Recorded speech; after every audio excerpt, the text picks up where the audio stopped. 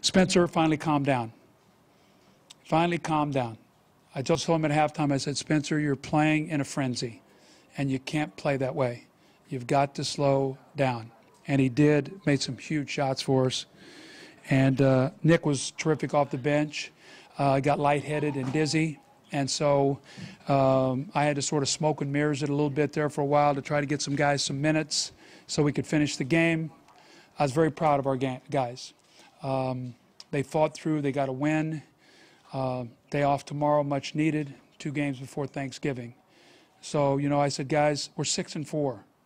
We're 6-4. You know, shooting or averaging 89 points a game and having 4 guys shooting under 40%. We're 6-4. We're 5-2 in our last 7 games. You know, so I want us to accentuate what we're doing to hang tough and win games. It would be so easily to lose these games, and our guys have not done it. And I'm incredibly proud of them as we're trying to find a way to get some kind of rhythm. Smoke and mirrors, Doug. It just seems every game you have to find it during the game. I mean, is it more than, but is it more than you've had to deal with before with this group? I think it looked too good in preseason. I think it looked too easy. And, you know, now that teams have cranked it up, they've gotten into you physically, they make things a lot harder. Like I watched tape. I watched Cleveland 3 games. Not one time did they deny the wing on a team or did they deny the elbow. Against us, they try to take away every catch. You know, so teams play us differently. They try to get into us. They try to take away our entry points. And sometimes our lack of recognition, we get run out of our plays. And so I thought we did a much better job in the second half. And we missed some point-blank shots. We had 10 points at halftime in the paint. We're 5 of 15. We had 5 free throws that we made in the first. We were 5 points at the free throw line in the first half. So we had 15 points at the free throw line and in the paint. It's tough to score. So, but again, 18 offensive rebounds they had. We knew that was going to be a problem. I mean, Tristan Thompson and Verjao, I mean, they're relentless on the boards.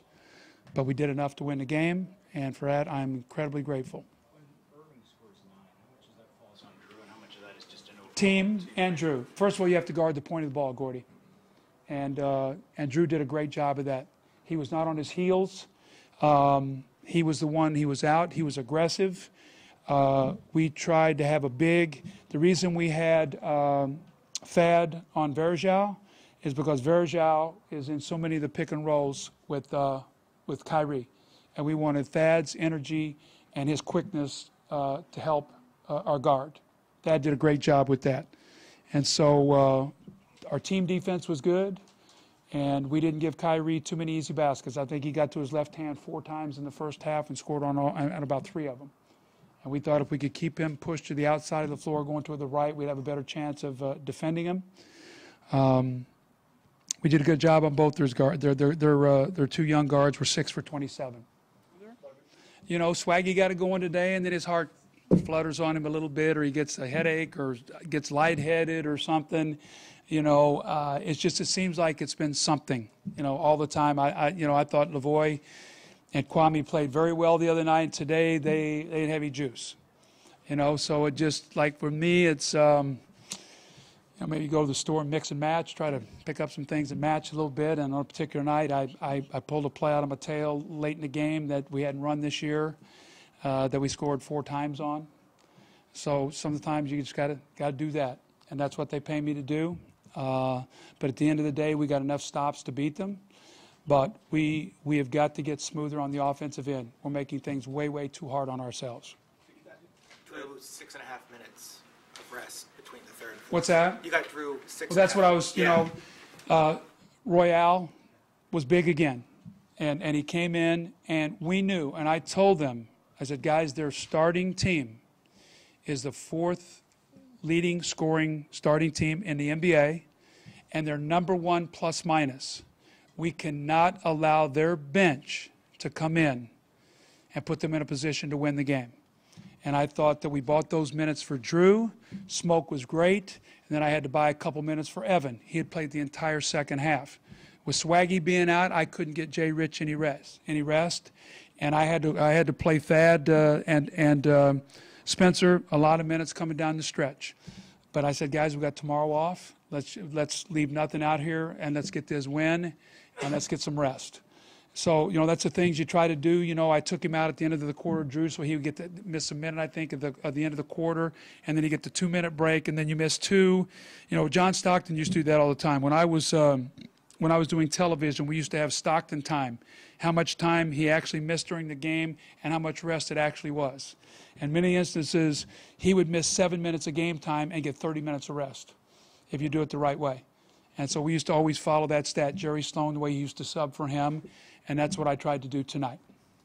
In terms of what you think Evan can ultimately become, where is he in that development process? Just the consistency, Gonzo. I mean, Evan shows flashes. He shows flashes. And the whole thing with him, and I've said with Evan, is just stop putting so much pressure on yourself. Evan is a perfectionist. He absolutely works harder than anybody on our team in the offseason. And he comes into the season and he just puts such a ceiling on himself. And I want him to, I told our guys the other day, I said, I learned something from Coach K down at Duke a long time ago.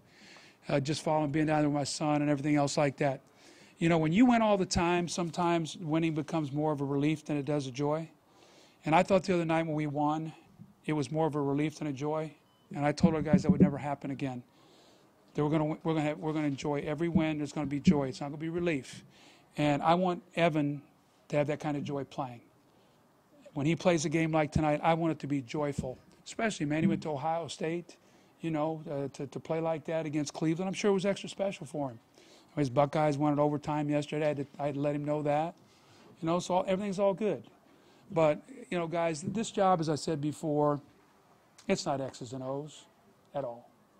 It's managing people and trying to get the most out of people on a daily basis. And when a guy doesn't have it, let him know it's not personal. I got to try to find somebody else. And that's what it's about. That's where you try to build relationships. Because when you build relationships, hopefully guys understand that. Because everybody wants to play. Everybody. And for me, night to night with this group, it could be a different group every night. And I just thanked our guys for their effort today. And Evan was brilliant. He was our ace of spades. And Kyle and Coop were able to give him his little award today, so it was good.